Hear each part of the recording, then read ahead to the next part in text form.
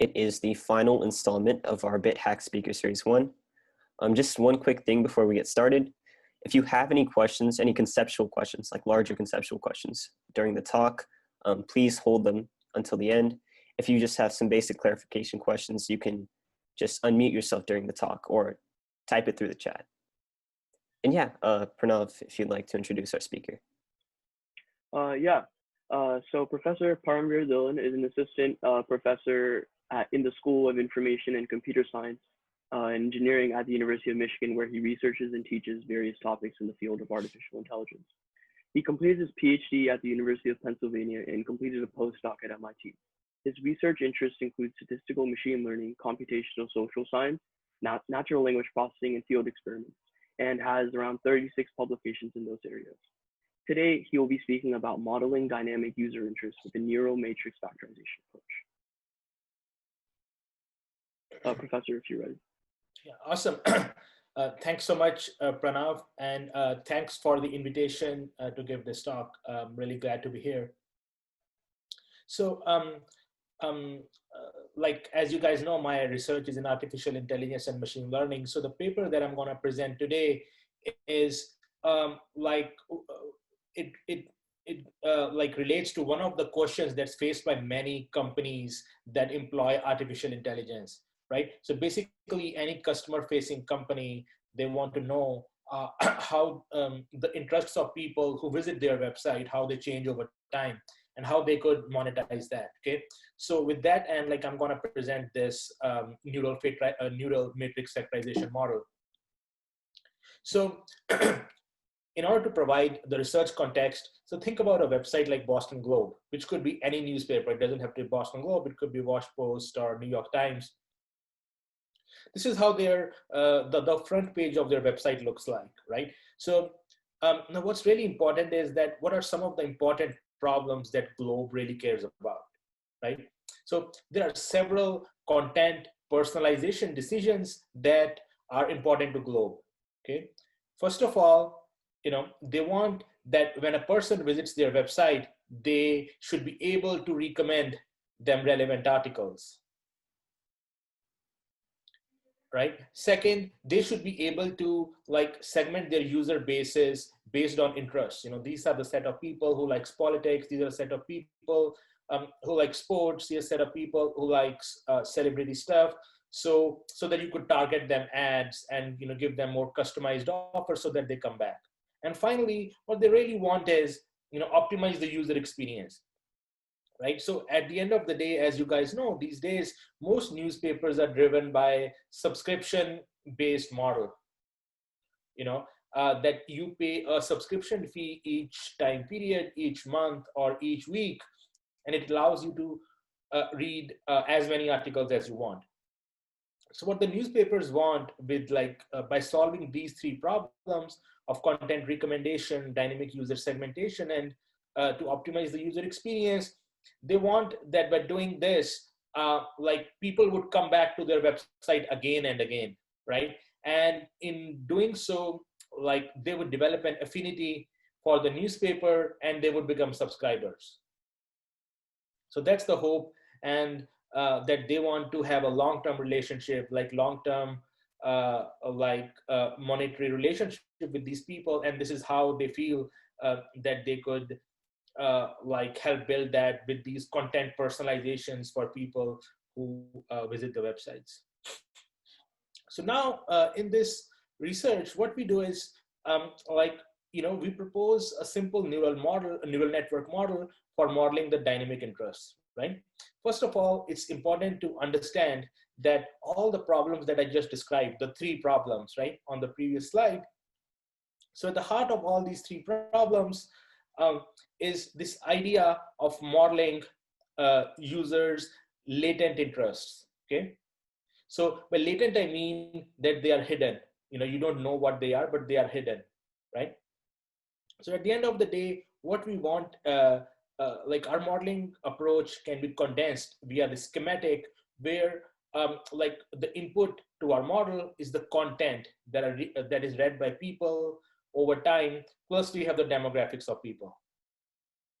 Okay, so I have the information, what articles I read each day and what my demographics are. And then at the end of the day, we want to predict, what I would read in future, which would help build, content personalization and dynamic user segmentation and, better user experience goals that are described on the previous slide. So now, just as I said on the previous slide, what we really want is to uncover users' latent interests. Latent, by latent I mean hidden. So here is a sample user, like a stylized user, and here are their interests in content over time, right? So note that the word meaningful is in quotes here. What we really want to care about is like what is the set of like true underlying interests that they care about. Okay, so here we see a user whose interest in emotional or evocative content has increased over time, right? But their interest in celebrity and sensational content, it increased a little, but then it's been like on a downslide. And then the interest in travel is kind of like sinusoidal. It increases sometimes of the year, then it decreases. So it could be like, during the summer, people start to think about, going for holidays, and they want to read articles about travel destinations, so on. So what we really want to do is like, think about the input, which is the articles that you've read. Articles are collection of words. Each article that you read, it could be about sports, politics, and so on. They're the collection of words. So from those articles, what we want to uncover are these true hidden interests that the users have, right?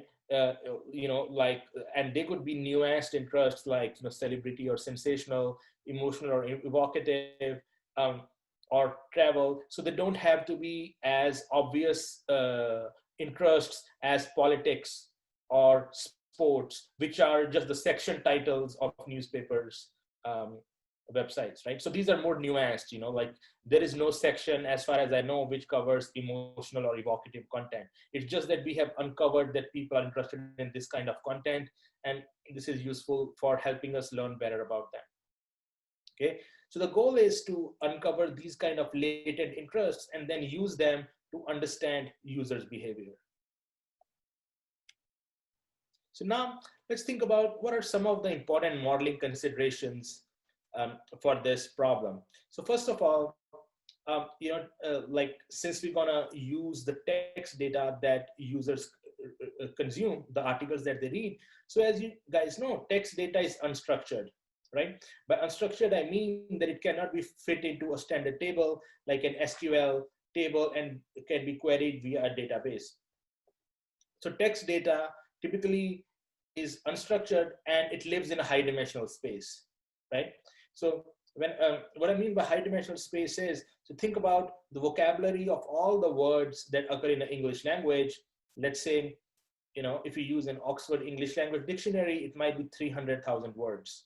So each word in our data could be represented as one of those 300,000 words in English vocabulary, right? So which is a very, very high dimensional space, different than the small dimensional, like 5-10 dimensional spaces that a typical statistical model considers about, right? Second, we want to make individual level predictions, right? So what we do not want is that we just do not want a macro level idea of what our entire population tastes are and their interests are. We want to make personalizations. We care about an individual level interests and personalizing to them and targeting them with ads or offers and so on.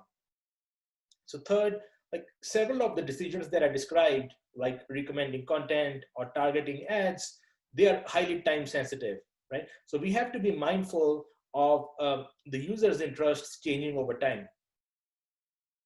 Okay. Finally, as you guys know, these days there's a strong push in fair, accountable, transparent machine learning. If we make a decision, if our model makes a decision, we should be able to explain to other people why it is so, right? So we want our model to be interpretable. So now, as I said, like for this work, we built a simple neural network model, right? So now let's see, why did we choose a neural network and why not something else? So what are some of the advantages of neural networks? So neural networks are, one of their main advantages is that they can flexibly model nonlinearities, right? So the type of nonlinearity in a neural network is not baked in as it is the case with splines or kernels. Rather, a neural network learns the nonlinearity from the data itself. And these days, with the advent of like libraries such as PyTorch or TensorFlow, they are highly computationally efficient to estimate. Okay, they're computationally efficient to estimate scale to large data sets, and they can flexibly model nonlinearities. Now, one of the disadvantages of neural networks is that they their results are not interpretable. So they have more of this black box kind of nature, like some input goes in and predictions come out, but we do not know why it's doing so.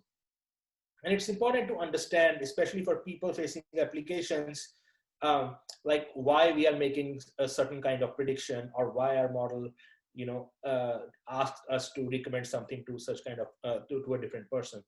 Now, like our context is more of an online newspaper, but in other applications such as health applications, interpretability is even more important, right?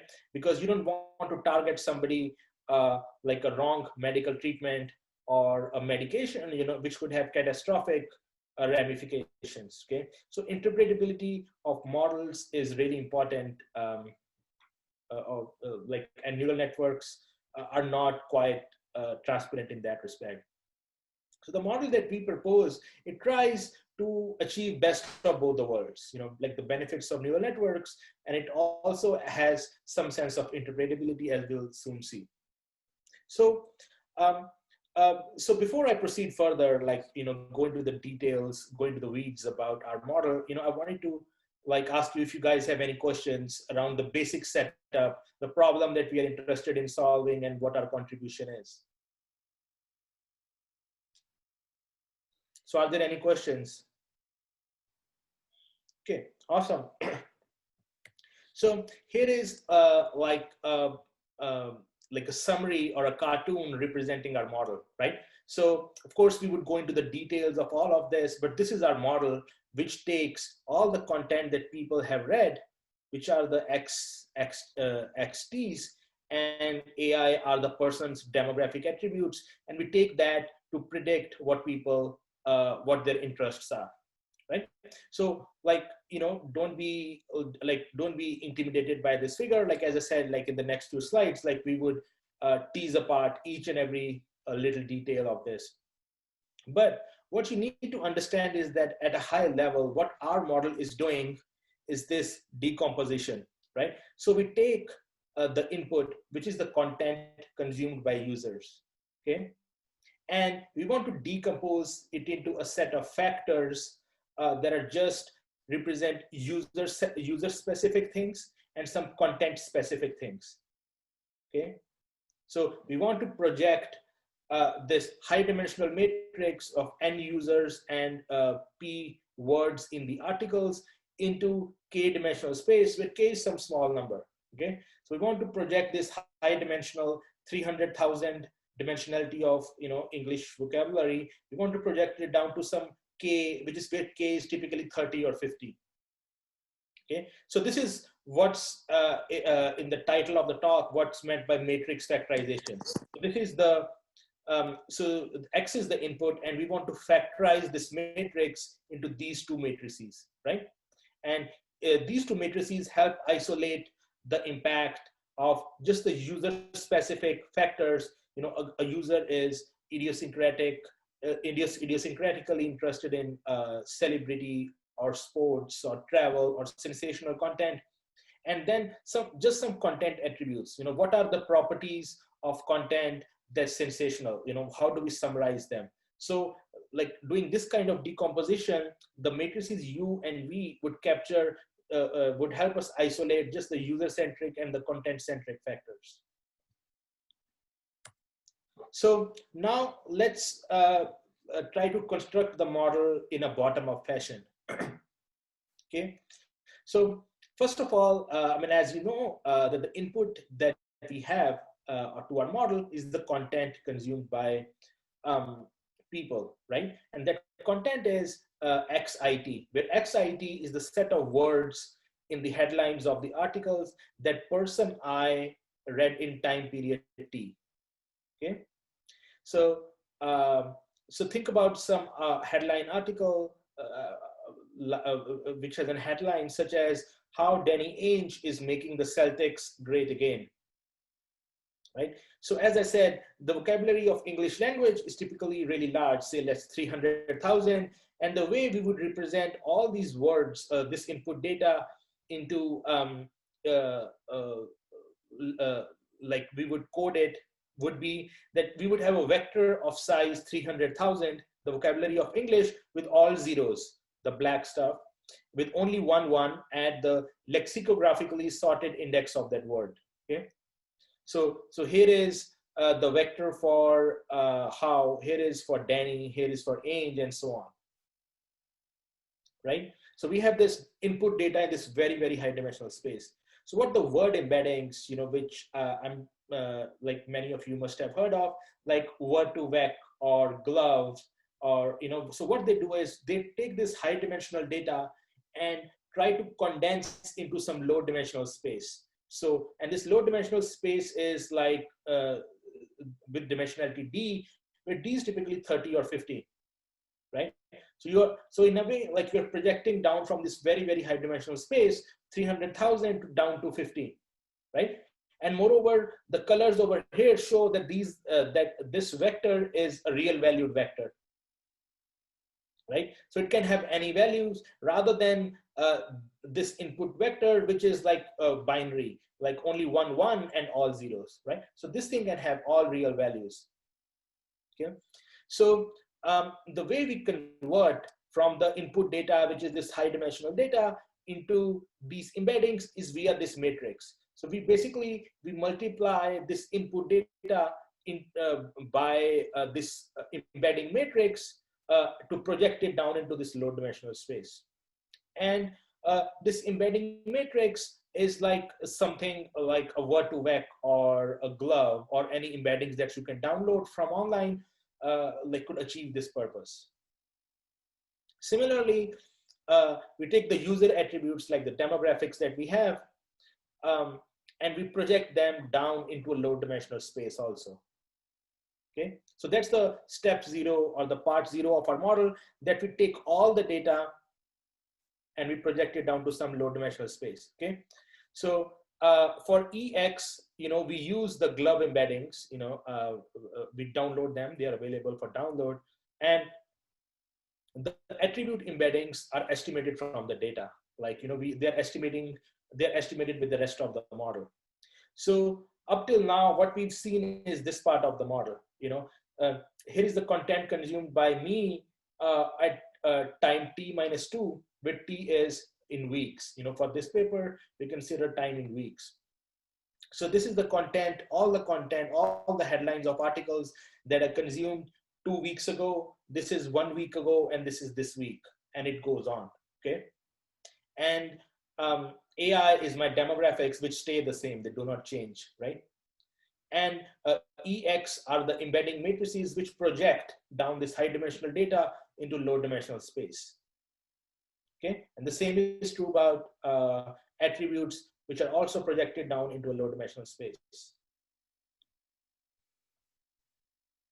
So now, you know, once we have these the content and the attribute embeddings, what we do is we combine them in a nonlinear way. We combine them in a nonlinear fashion. That's the essence of neural networks, and to get a hidden state. And that hidden state can be thought of as a way of articulating the latent choices or the latent preferences, I should say, of a user visiting a website, right? So this latent state would capture the fact that this person is interested in these all topics of content. Okay, so uh, here are all the input embeddings, the content and the attributes of the person. So we multiply it with a W matrix, and then like we apply some nonlinearity. We apply this simple nonlinearity, a rectified linear unit, ReLU, which is a simple max of 0x. Basically what it takes is it zeroes out all the negative parts, makes them zero, and keeps the positive part as it is. It's one of the most commonly used nonlinearities used in the models, right?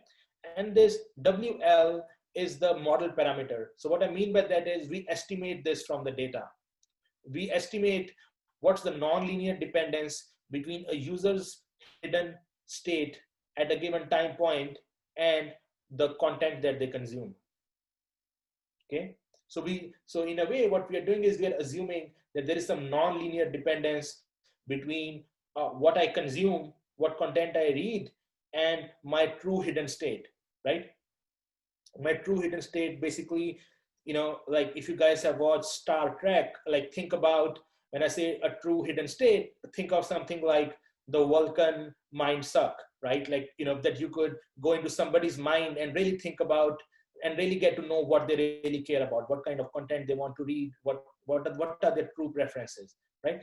So in any statistical modeling or neural network modeling paradigm, what you really want is to infer the true model parameters, right? So that's like the Vulcan mind suck, now what we actually have is the actual stuff that you do. We know that you went on this website and you clicked on so and so stuff. That's what the information we have, and from that information we want to back out your true propensities to do certain kinds of stuff, right? So this is the essence of all the machine learning and statistical inference and neural networks. Okay.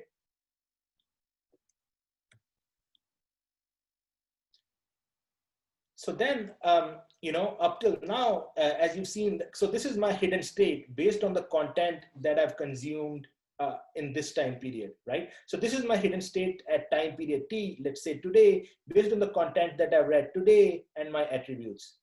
However, we know that there is a very strong time dependence or a habit formation in news, okay?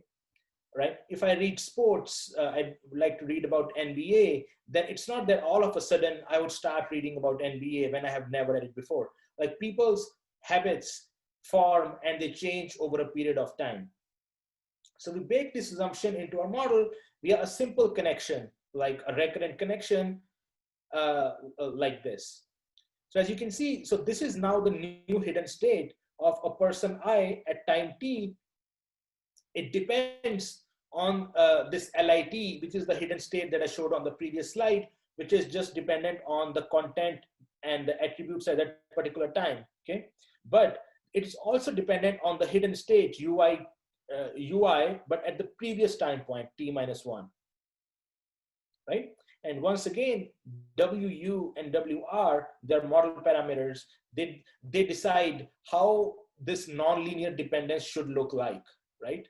So rather than baking some kind of nonlinearity that we want into our model, we want to learn from our model, like what should the nonlinear dependence be.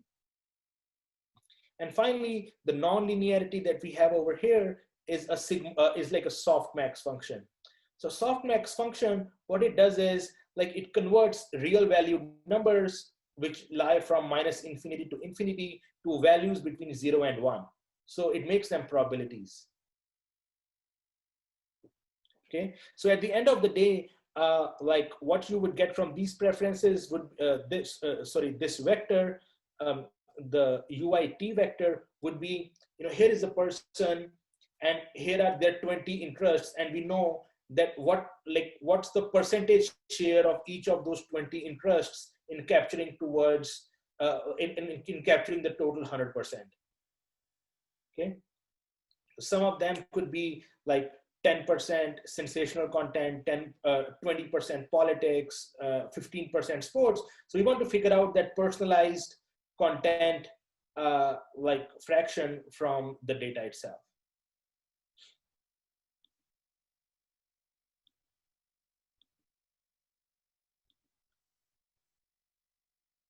Right? So this is just what I said, that this user factor, it provides a probability distribution over the user's k latent interests, right? And now in our model diagram, we are up till here. So here is the input data, and we projected it down to a low dimensional space using the embeddings. Then we combine those embeddings in a nonlinear way, and then we incorporate time dependence.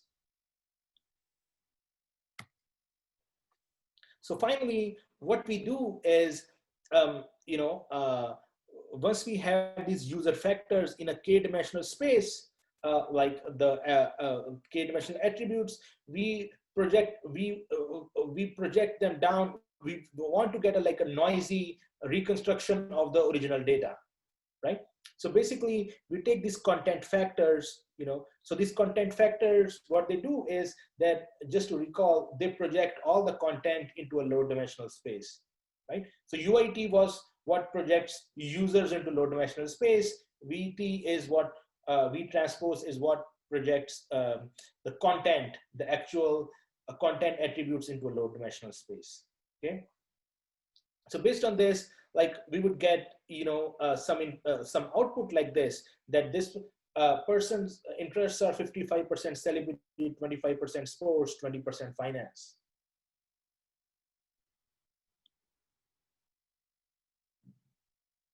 So finally, as you guys know, this was like what I just described on the previous slide is our model. Now we have to estimate or train our model.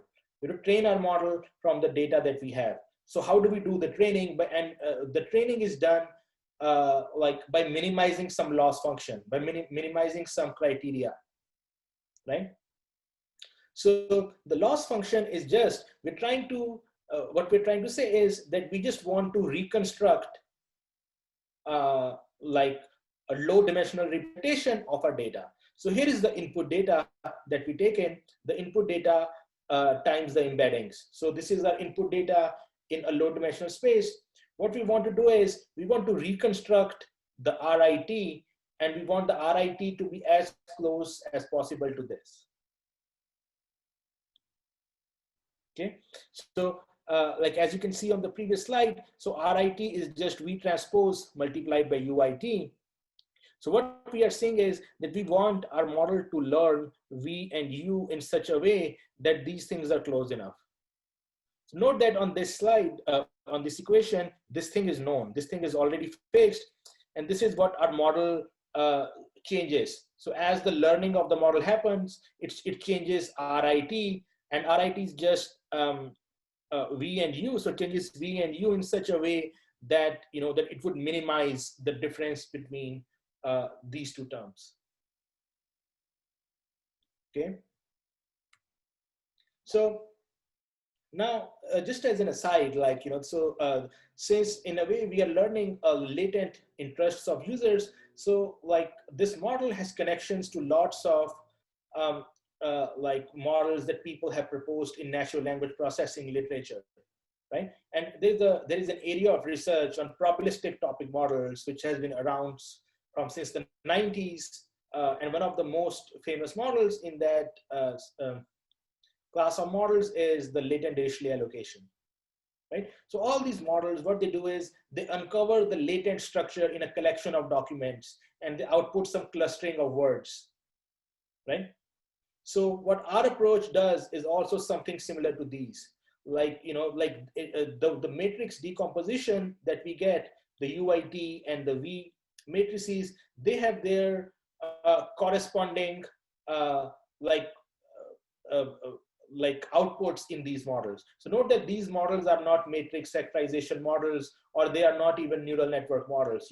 They achieve the same end via some probabilistic model or in some other way, right? So this is just to show, just to put everything in the same picture, to show how our model is related to other models that people have proposed.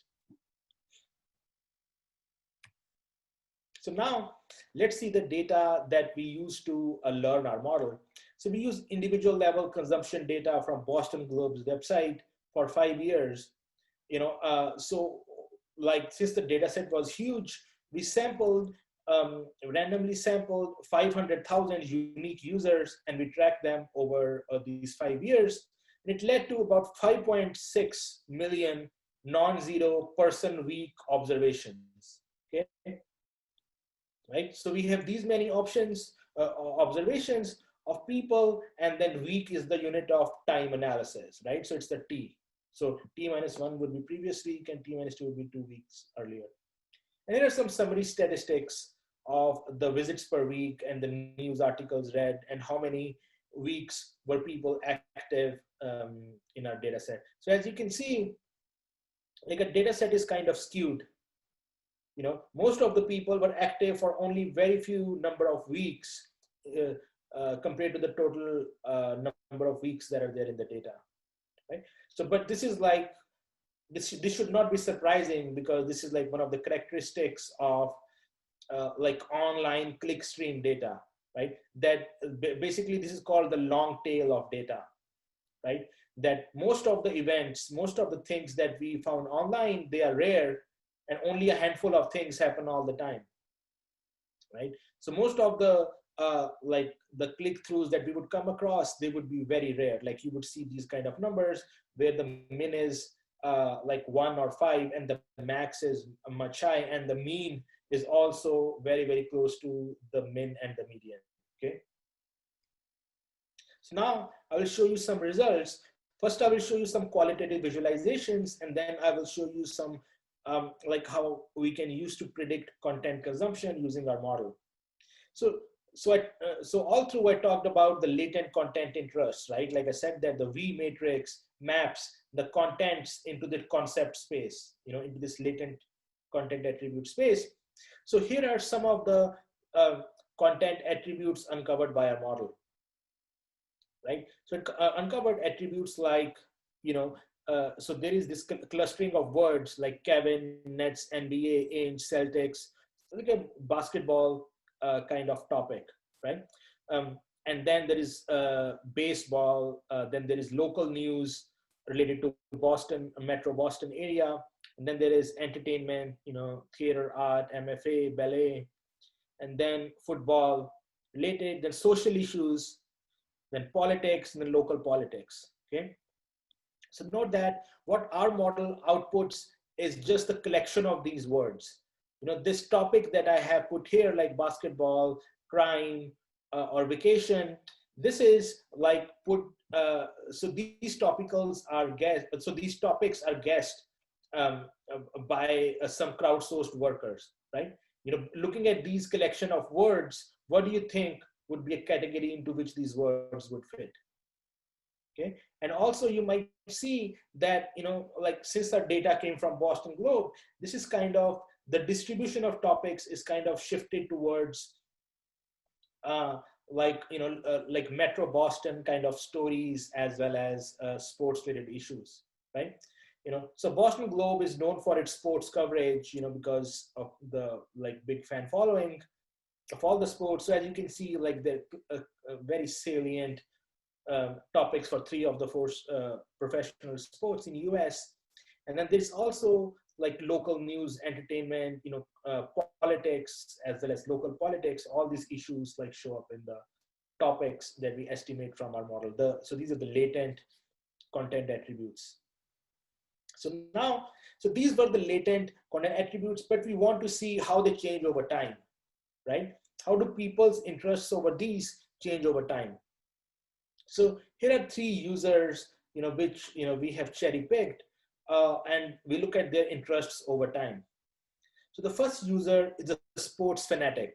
Now this person, so the y-axis here is, so note that I said that the UIT contains the probability that you consume content from that topic, right? So like all these 10 topics and a total 30 topics, each person would have some weighting from 0 to 1 over these 30 topics, and they would sum up to 1, okay? So the x-axis, the y-axis here is that probability for these 5 or 6 topics that I plotted. So as you can see, for this person who's a sports fanatic, their interest in football, you know, it stays more or less constant and then slightly increases over time. And their interest in baseball decreases over time. It seems like they're not that big a basketball fan as football or baseball, and their interest in politics or vacation issues is very low. Like they hardly read any articles into these issues. Then for the second person who's the political junkie, for this person, as we can see, the interest in politics keeps on increasing over time. They read lots of articles related to politics. But the interest in local politics is also decent. That's the second biggest content that they read. But their interest in social issues, entertainment, and basketball is like very minimal. And then here's a third person who's like a local or an expat, which is like a good fraction of the visitors to Boston Globe's website. There are people who lived in Metro Boston area, but now they live in some other part of the country. And this person, they are more interested in reading about local news and local politics. They want to know what's happening in the region, but they also care about some of the sports, okay? As you would expect, like keeping in touch with the content that's being created by Boston Globe. So these three people that I showed, they have stable interests. What I mean by stable interests is that the ordering or the ranking of the interests do not change over time, right? So these people, whatever their rankings were, they stayed the same at least during our observation period, okay? Now, there are also people whose interests evolve or change over time. And here are two such users. So first, on your left, you can see a user whose interest in football increased over time, significantly starting the beginning of 2017, and their interest in politics significantly waned.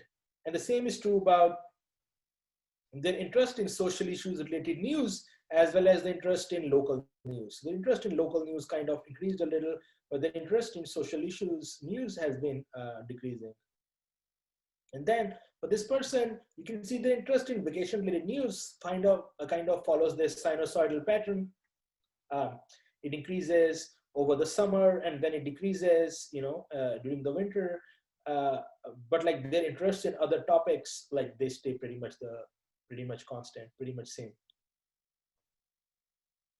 So now what we do is, these are some qualitative nice pictures that I wanted to show you, like of how our outputs of our model look like.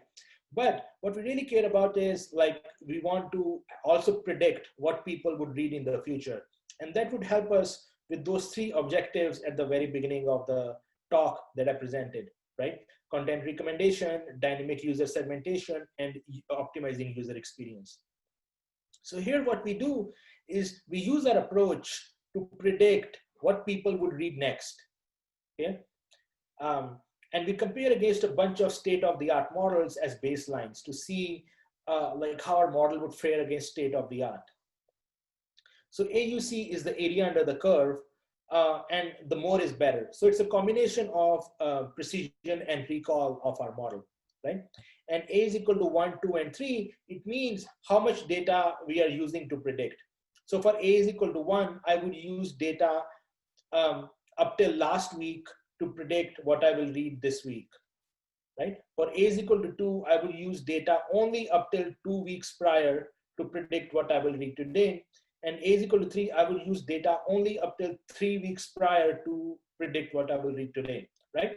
So as you can see, as A increases, the problem becomes much harder prediction problem because you have to predict what you will read 3, 2, or 1 week ahead. So as you can see in these numbers, the accuracies like kind of paint the same story, that the area under the curve, the AUC, it decreases as A increases. But in all of these categories, like our model performs better than the state of the art significantly. Then, like as is the case with any neural network model, it's important to understand, like to unpack what our model is doing, what are the different factors contributing to our model. So what we did, we performed these what are known as ablation studies. Ablation studies mean that you turn off some part of your model and see how our model performs. So we turned off the non-linearities, right? So that like we would just have a linear model. There were no time dynamics. We just assumed that people's interests do not change over time. And then we said there is no exponential smoothing. So exponential smoothing, I did not talk about this in interest of time, but exponential smoothing is when we assume that people's interests change over time, that we incorporate time dependence, we assume that they evolve smoothly. So it's a way of smoothing people's interest, but they do not change abruptly. Okay, so question, what is the ROC curve? So ROC curve is the receiver operator characteristic curve. It's used a lot in data mining and machine learning.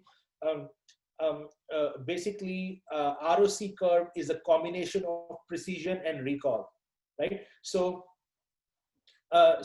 like any model that you want to see how well it performs, you want to know what the precision and recall is. So precision of a model is, it means that if the true label, that if, let's say, if an email is spam or not, right? Take a simple example. So a model that correctly predicts a spam email as a spam email, that is predicts a 1 and output label of 1 as a 1, that's like that model would have high precision, okay? Like predicting a 1 as a 1. Now, recall would mean that out of all the spam emails, okay, so another way to think about this is like precision would be of all the emails that are labeled as spam, how many were actually spam? Okay, let's say I labeled 100 emails as spam, but in reality, only 80 of them were spam. So my precision would be 80%. So recall would mean out of all the emails that were labeled spam, how many did I actually label? Okay, so our model only labeled 80 emails as spam, but then there were 1,000 emails that were not labeled as spam that were actually spam. You know, so that's known as the recall of the model. So what we want is both. We want a model to have high precision and high recall, and a way to ensure that a model does that is, you know, by we build a receiver operating characteristic curve, right? And we want our model to do well on this, on the held out data, right? But at a high level, what it's doing is it's seeing how our model performs with different levels of precision and recall, and, you know, so that a model is robust. So now, what are some of the implications of our results? So our model can be used for doing dynamic user segmentation. Like, you know, now we have our users' interests. We could use these to segment our user base based on their interests. Second, we can use our model to do content recommendations. So the U matrix that we have, it can be used to generate content recommendations. For example, we are nearest neighbor recommendations. What we can do is, what I mean by that is that the U matrix contains a row for each user, okay, right? Which captures their interests. What we can do is we can find who are the nearest neighbors, who are the people who look like this person, and see what kind of articles they read, right? So that can be used to recommend articles to them. Finally, we can also use our model to do content categorization. The content factor, the V matrix, which maps the contents into a low-dimensional space, it can be used to create data-driven categorizations. You know, we could see what kind of new categories are out there. Maybe there's a category about, you know, sensational content, or emotional content, which is typically not a newspaper section on a newspaper website. But since we see that people are engaged with this kind of content, maybe we might want to create a new kind of category based on this. So some future work that we're currently working on, we're taking this idea one step further into like doing what we want to think of as adaptive personalizations, right? So when you visit a newspaper website, what offer or discount to target, what content to recommend, and what user experience to provide. And what we want to do is, like in this work, we were passive. We were just analyzing the data that's already being collected, right? But in this work, what we want to do is we want to be active. You know, we want to intervene. If we see that you are engaging in a certain way, we want to intervene. We are giving you an offer or a discount or like, intervening in other ways, right? So that's the next step that we are working on. So finally, in conclusion, like online content consumption provides an effective test bed for modeling user interests, like because a very broad and representative set of readers consume content online. So there has been a sharp decrease in the content in like people who read actual physical paper newspapers. So online newspapers, as we all know, are the way of the future, and they have kind of taken a huge market share from other news media over the last decade or so. And we propose the first end-to-end deep learning model for an important managerial problem that the newspapers face. And our model deals with sparsity, dynamics, and large data sizes. And it interprets these dynamic user profiles as mixtures of user interests. So what I mean by that is like each user in our case is like a mixture of the 30 or like 40 interests that are out there, and they all sum up to one. And we see how that mixture of interests changes over time, right? And finally, our approach, it significantly outperforms baseline methods in predicting future consumption, which is helpful for all the problems that we are interested in, like content recommendation, dynamic user segmentation, and optimizing user experience. Okay, thanks. Yep, thank you. Does anyone have questions? Hi, Mr. Dhillon. Thank you for giving the talk. It was really nice and it was really interesting. One question. It was just like I have been really getting really interested in things very similar to what you are doing in natural language processing in general, but I'm very new, kind of relatively to this subject. So like, how could I best approach like learning these kind of things? So are you, so I just want to like know, so are all of you in high school, or are you some of you in college also? I'm in high school. Okay, so I think like there are lots of online courses out there which could be a good starting point. Like there is a natural language processing course at Stanford. Although it's a graduate level course, but like that could be a good starting point that you might be able to understand some of the lectures and go from there. And like there might be some other courses on Coursera which could be even easier than that, which you could take first to understand some of the basic materials and then move on to that. I would say like it's as in high school, it's also really helpful like if you like get your hands dirty with some code in PyTorch or TensorFlow. And again, like these days there are so many resources online, and these were not there like 10-12 years ago when I was in your guys' shoes. Like there's a ton of resources that you should learn about PyTorch, TensorFlow, and it's easy to do so much work in using these languages, right? So just to give you a concrete example, so at the University of Michigan, I have a couple of undergrads, freshmen, who's probably like a couple of years or an year older than you guys, and they're both working with me on a deep learning problems, and we submitted a paper to a conference just in their freshman year.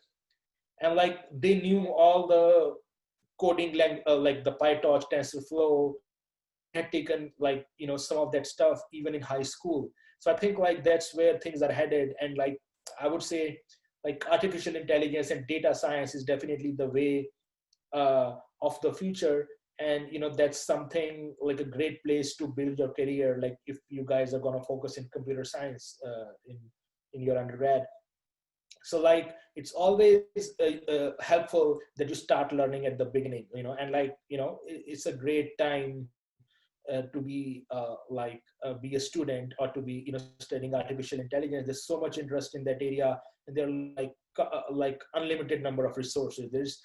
There isn't a method or like a model that that you want to learn about, and there won't, and I would be shocked if there won't be like at least 10, 15, 20 very, very well written articles in addition to the books on courses that cover them that would be out there. So yeah, I would just say like start with some Coursera courses, and maybe like, get familiarized with some languages, and maybe look at the Stanford NLP course, which is like a very well taught course, and they update it every year. And I think like it might be on YouTube, like the videos of that. So, okay, a question in the chat from Jake. How does the implementation of the neural network differ from company to company? Example, Nike versus Amazon. So like neural network is, I think like it's not a monolithic thing, right? So like there are so many types of neural networks, right? So it's not that like a neural network is like one thing that people use for all the problems. It's not a silver bullet. So each company like uses different kind of neural networks based on what application that they are dealing with. Like if they are working with a natural language processing problem, they would want to use a different kind of neural network compared to if you were working with image or video data or with audio data, right? So the type of model that you would want to build, that changes. However, what also changes is how you train or estimate the model. Okay, and this is what's different between these different like libraries or frameworks that are out there, like PyTorch, TensorFlow, MXNet by Amazon. Like they differ in how the training and how the implementation of these things changes, right? But I think like at this point, like at high school level, I would not worry about those different, those changes and differences. And like something like PyTorch would be a good starting point, because PyTorch is being used a lot by the academic community, and it has like good resources available out there. And it's a good place to start building your own models. On the other hand, TensorFlow and MXNet are more like used by industry to like build like deployable models at large scale, which you guys should not be caring much about at this point. Like you could learn about these things as you like get your hands dirty in this over the next few years. Okay, the question by Jesse, are you going to send us the slides? Yes, so I will send the slides to Pranav, and who should be able to share the slides with you guys. So yeah, I just had two questions. So the first one is, how do you deal with misinformation? So do you automatically detect and verify like any misinformation or rumors that spread on Twitter or other social media, and are you able to flag those articles that can be broadly classified under misinformation? Yeah, so that's an interesting question. So like misinformation is less of a problem for us, because the content, the input to our model is just the articles that are published by a newspaper, like by Boston Globe. So they are not they're not an individual's opinion about things, right? So typically misinformation is from these shady sources which are not verified. So what we are seeing here is like we trust Boston Globe and their crew of writers, like who's going to do a good job of like providing a balanced view, right? But like I agree that like especially with internet and user generated content, like misinformation is a really big issue that needs to be tackled. Okay.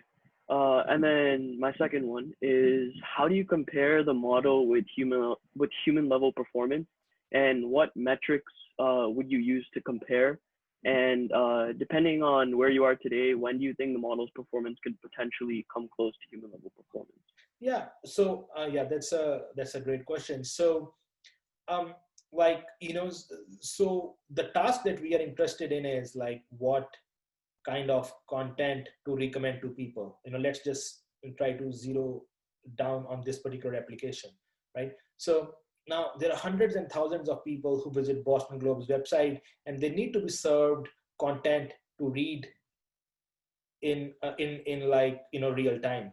So as you can see, this is not feasible by a human, right? So humans cannot scale to this level that that you are serving like as and when people are coming to your website to recommend them content, right? So like I would say in terms of scalability, it's humans can't even get close to what we are doing and the scale of things that we are working with.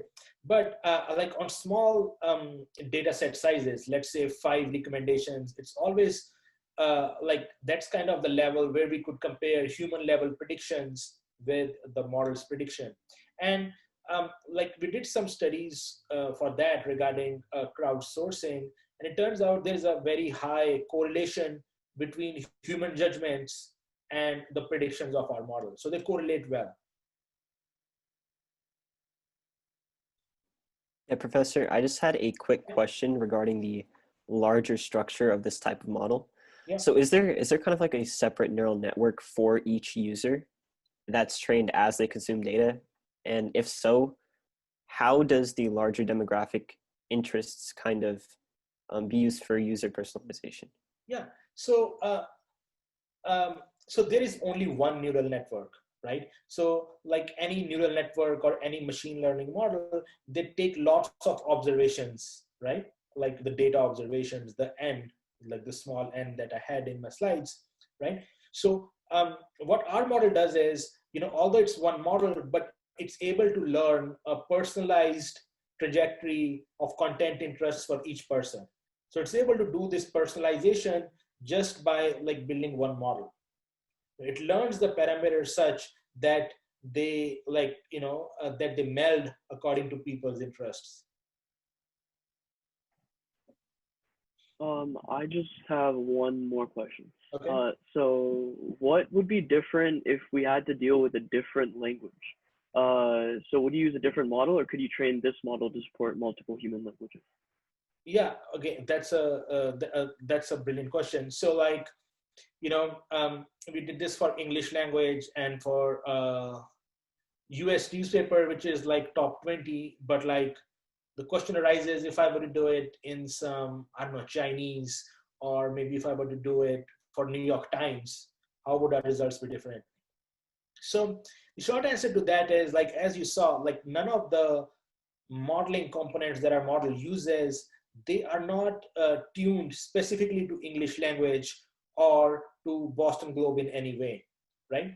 So note that we use the embeddings, and that embeddings would be different for Chinese, or embeddings would be different for New York Times, because they use correlational patterns between words. And there would be different correlational patterns owing to the style of writers in Chinese or the style of writers in New York Times that that our model would capture.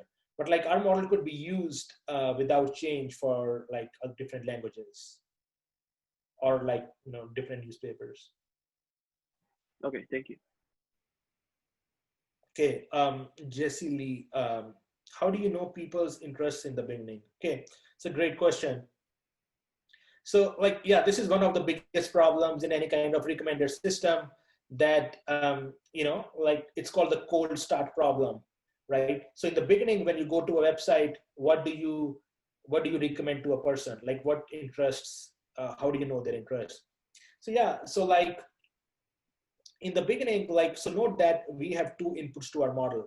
We have the content that they consume as well as their demographics. So in the beginning, since we do not know anything about your interests, we just target you based on your demographics, right? We just feel that you are from certain zip code, like, and this socioeconomic status, you're more likely to be interested in these kind of stories, and so on. And then as you click through articles and read articles, we know more about you and we target you more specific things. Yeah, just something to add to that. For, I guess, sites such as Spotify, they kind of ask in the beginning, like, which type of genre do you like? Which type of artist do you like? And then based on that, in the beginning, it'll recommend information. So that's like going one step further. Yeah, definitely. It's a great point. That's like going one step further, that you elicit the preferences from the users themselves, right? That you want to know, like, so that's definitely a way to move forward on this. Yeah. Okay, so does anyone have any final questions?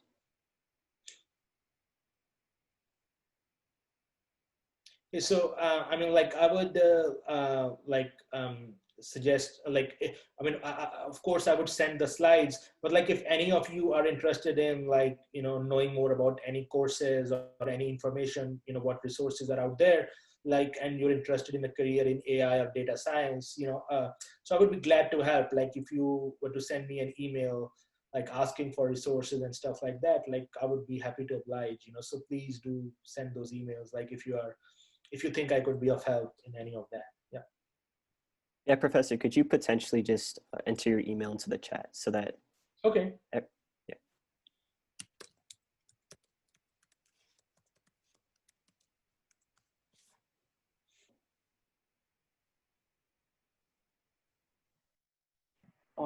Yeah, so thank you for speaking today. It was a very insightful talk, and I'm sure all of us really enjoyed it.